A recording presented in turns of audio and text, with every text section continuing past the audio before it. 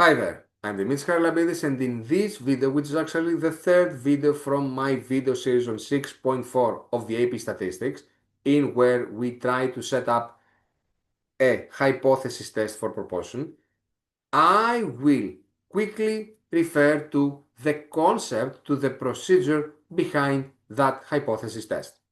So far, we said what a hypothesis test really is. It's just providing us with evidence to support a claim about the proportion.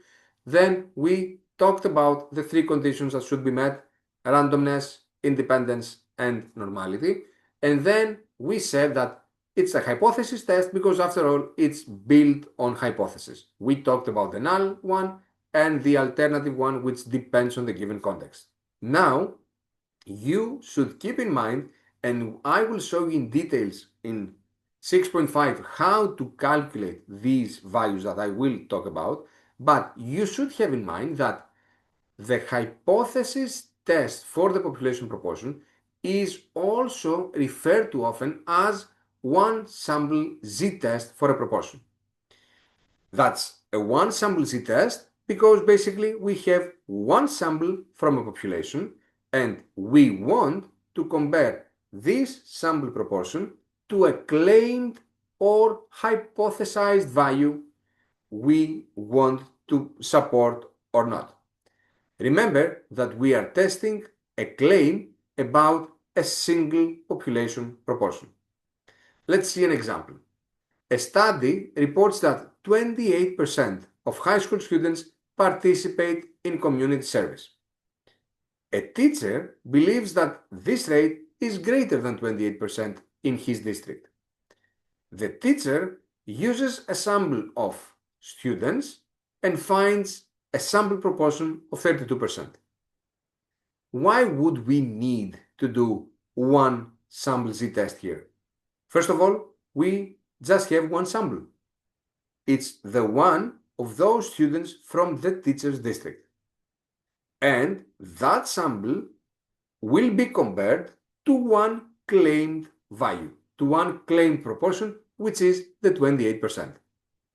Remember, we are not comparing two different samples. At some point we will, and then we will call it a two-sample z-test. But for now, we are just comparing one sample with the population.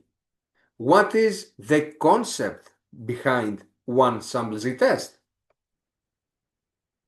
Once we manage to find the z-score for the given info of our exercise, we will be able to estimate what we will call a p-value. For now, you should keep in mind that the p-value is the probability of observing a sample proportion as extreme or even more as the one we found on our sample, assuming that the null hypothesis is true, assuming that the true population proportion is equal to the claimed proportion.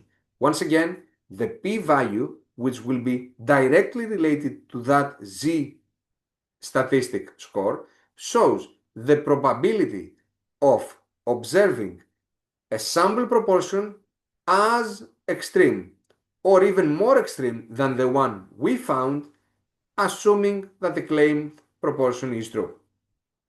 This probability is what we will later call p-value. Remember, and we will close this video with that, the test itself does not estimate population proportion or sample proportion directly. The test also does not estimate any margin of error. The test only calculates the probability of observing a sample proportion as extreme or even more, given that the null hypothesis is true. That's all for now. You can watch this video one more time. All you need to understand, and you will understand it once we start working exercises, is that once you have set up the hypothesis H0 and H1, you will have to calculate a z statistic score, and through this z statistic score, what we call p-value. Then later, even later on 6.6 or on 6.7, we will compare that B value with a given quantity and we will be able to support or reject the claim. For now, remember, like, share, subscribe. I'll see you in the next video.